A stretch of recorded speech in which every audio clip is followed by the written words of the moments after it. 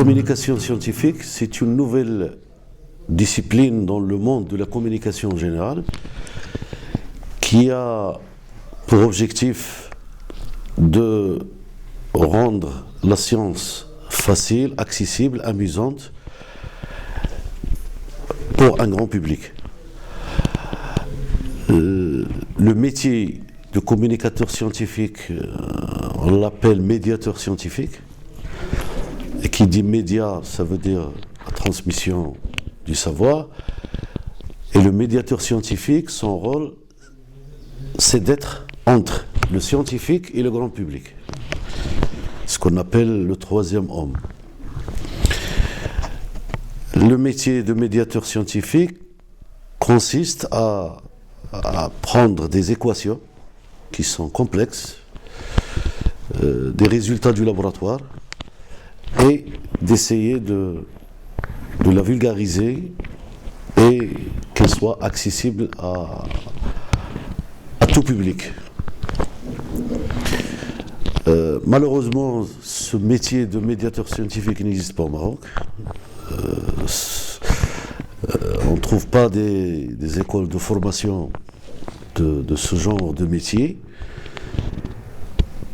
Et c'est en France qu'a commencé ce métier avec Camille Flammarion, XVIIIe siècle, qui était un astronome et qui était directeur à l'époque de l'Observatoire de Meudon de Paris,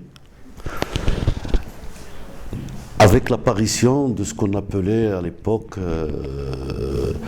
l'astronomie populaire. C'est-à-dire que tous les citoyens ont droit à connaître les résultats qui émanent des laboratoires, puisque c'est l'argent public. Et donc tout un citoyen a droit de savoir où l'argent, comment il est investi et quels sont les résultats des laboratoires. Et dans le domaine des changements climatiques, d'ailleurs Marrakech va accueillir l'année prochaine, du 7 au 18 novembre 2016 de cette année, la COP22. C'est la suite de la COP21 qui a été organisée en France, à Paris, et qui a connu un grand succès. Et heureusement, le Maroc a eu la chance d'abriter ce grand événement mondial qui, pour moi, je le juge d'une grande nécessité, parce que ça touche le climat, ça touche l'environnement, ça touche les écosystèmes, ça touche les changements climatiques. Donc il y aura beaucoup de sujets et beaucoup qui seront débattus, surtout pour résoudre les problèmes des changements climatiques, puisque la Terre actuellement connaît une grande pression et d'épuisement des ressources naturelles, que ce soit marine, que ce soit forestière, que ce soit souterraine.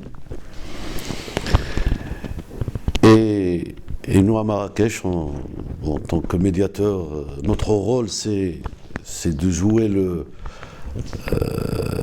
l'intermédiaire entre la population, les citoyens, et nos scientifiques, qui travaillent tout un chacun dans un domaine. Ouais, il faut signaler aussi que nous avons de grandes compétences à l'université de Marrakech, dont je suis fier d'y appartenir, d'être chargé de communication scientifique à la faculté des sciences Siblalia, qui est une faculté pionnière dans le domaine. D'ailleurs, beaucoup d'axes de recherche sont menés dans le domaine des énergies, dans le domaine de l'eau, dans le domaine des forêts. Et donc, à partir de ce groupement qui s'installe, qui se consolide, j'espère qu'on sera à la hauteur des citoyens pour qu'ils soient au courant de toutes les propositions, de toutes les solutions qui pourront contribuer à un développement durable de notre société.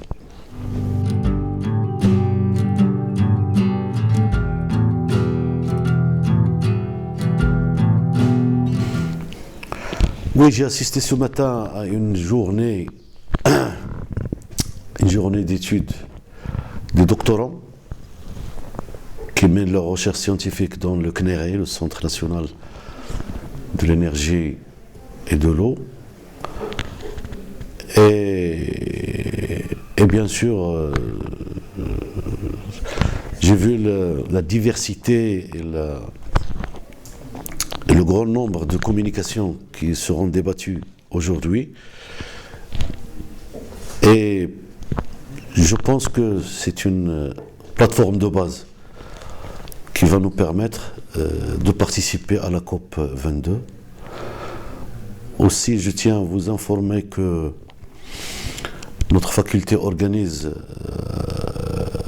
le mois d'avril une semaine de la science sous le thème environnement, changement climatique et développement durable.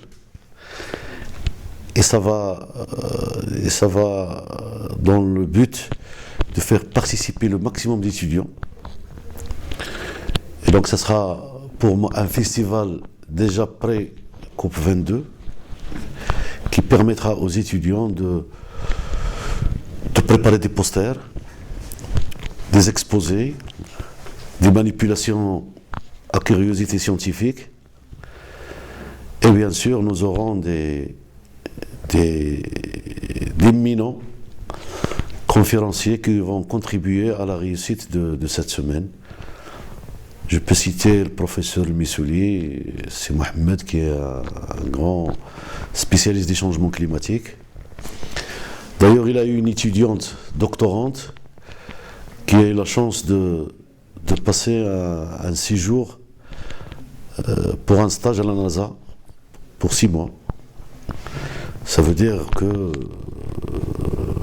l'étudiante elle est d'un très bon niveau scientifique.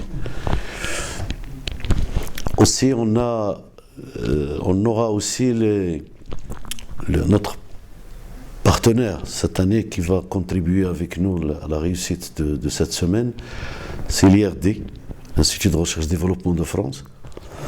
On va recevoir aussi des conférenciers qui vont nous parler de tous les problèmes des changements climatiques, que ce soit dans tous les champs disciplinaires, que ce soit en géologie, que ce soit en biologie, que ce soit en chimie, en sciences sociales, en géographie. Et pour nous, le comité d'organisation, les meilleures réalisations des étudiants pourront être destinées à participer à la COP 22.